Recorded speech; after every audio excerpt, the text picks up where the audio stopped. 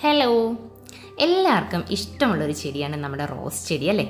പക്ഷേങ്കിൽ മെയിനായിട്ടൊരു പ്രശ്നം, നമ്മൾ നഴ്സറിയിൽ നിന്നൊരു പ്ലാന്റ് കൊണ്ടുവന്നു കഴിഞ്ഞാൽ നമ്മൾക്ക് പിടിക്കത്തില്ല, അല്ലെങ്കിൽ നശിച്ചു പോകുന്ന ഒരു കംപ്ലയിൻസ് ധാരാളം ഉണ്ടാവാറുണ്ട്. അപ്പോൾ അതൊക്കെ മാറ്റാൻ വേണ്ടിയിട്ട് കുഞ്ഞൊരു ടിപ്പ് ഞാൻ ഷെയർ ചെയ്ത് തരാം. അതിന് മുമ്പേ നമ്മുടെ ഡെൻഡ്രോബിയം ഓർക്കിഡ്സിൻ്റെ കോംബോ സെയിൽ കഴിഞ്ഞിട്ടില്ല കേട്ടോ. നല്ല ഹെൽത്തി ആയിട്ടുള്ള പ്ലാന്റ്സും കാര്യങ്ങളൊക്കെ നമുക്ക് എത്തിയിട്ടുണ്ട്. നല്ല പുതിയ സ്റ്റോക്കാണ്. നിങ്ങൾക്ക് പ്ലാന്റിൻ്റെ സൈസും കാര്യങ്ങളൊക്കെ കാണുമ്പോഴേ അറിയാമല്ലോ, നല്ല ഗ്രോത്തുള്ള പ്ലാന്റാണ്. അറ്റ്ലീസ്റ്റ് ഒരു 3 ഷൂട്ടെങ്കിലും നമ്മുടെ പ്ലാന്റ്സിനുണ്ട് കേട്ടോ. അപ്പോൾ നമുക്ക് കളേഴ്സ് എന്ന് പറഞ്ഞാൽ 15 കളറാണ് നമുക്ക് അവൈലബിൾ ആയിട്ടുള്ളത്. 10 കളറിൻ്റെയും 15 കളറിൻ്റെയും കോംബോയാണ് നമുക്കിപ്പോൾ നടക്കുന്നത് കേട്ടോ.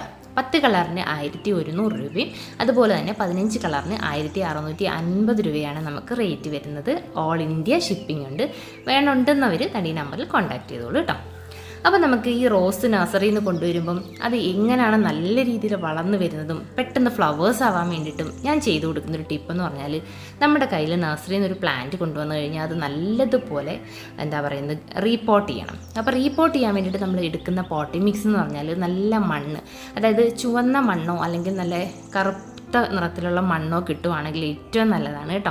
അപ്പോൾ കറുത്ത മണ്ണാണ് ഏറ്റവും നല്ലത്. അത് നമുക്ക് കുറച്ചെടുക്കുക. അതിൻ്റെ കൂടെ കുറച്ച് കമ്പോസ്റ്റ് ഉണ്ടെങ്കിൽ കമ്പോസ്റ്റ് എടുക്കാം, അല്ലെങ്കിൽ എല്ലുപൊടി ഉണ്ടെങ്കിൽ അതെടുക്കാം. അതുപോലെ തന്നെ കുറച്ച് ചകിരിച്ചോറും, പിന്നെ മെയിനായിട്ട് ചേർക്കുന്നത് നമ്മുടെ കടലപ്പിണ്ണാക്ക് പൊടിച്ചത് കേട്ടോ. നമുക്ക് നമ്മുടെ കയ്യിലില്ലെങ്കിൽ നഴ്സറിയിൽ വാങ്ങാൻ കിട്ടും പാക്കറ്റിൽ. അത് കൂടെ ചേർത്തിട്ട് നല്ലതുപോലെ മിക്സ് ചെയ്തിട്ട് നമ്മുടെ ഈ ഒരു റോസ് നമുക്ക് പോട്ട് ചെയ്യാം. ഇങ്ങനെ പോട്ട് ചെയ്യുവാണെങ്കിൽ നല്ല രീതിയിൽ പ്ലാന്റ് ഫ്ലവേഴ്സും ആവും, പെട്ടെന്ന് ഗ്രോത്തിൽ കിളിച്ചു വരാനും സഹായിക്കും. എന്നിട്ട് നമ്മൾ ചെയ്തു കൊടുക്കേണ്ട വളം എന്ന് പറഞ്ഞാൽ, നമ്മൾക്ക് ഓർഗാനിക്കായിട്ട്, അതായത് കുറച്ച് കഞ്ഞിവെള്ളം നമ്മൾ ഡെയിലി ഒരു ബക്കറ്റിലെടുത്ത് വെച്ചിട്ട് അതിനകത്ത് 2-3 കഷ്ണം നമ്മുടെ കടലപ്പിണ്ണാക്കും ഒരുണ്ട ശർക്കരയും എല്ലാം കൂടി ഇട്ട് ഒരാഴ്ചത്തോളം പുളിപ്പിച്ചിട്ട് ഡയലൂട്ട് ചെയ്തിട്ടൊന്ന് ഒഴിച്ചു നോക്കി, നല്ല രീതിയിൽ ഫ്ലവേഴ്സ് ആവും കേട്ടോ.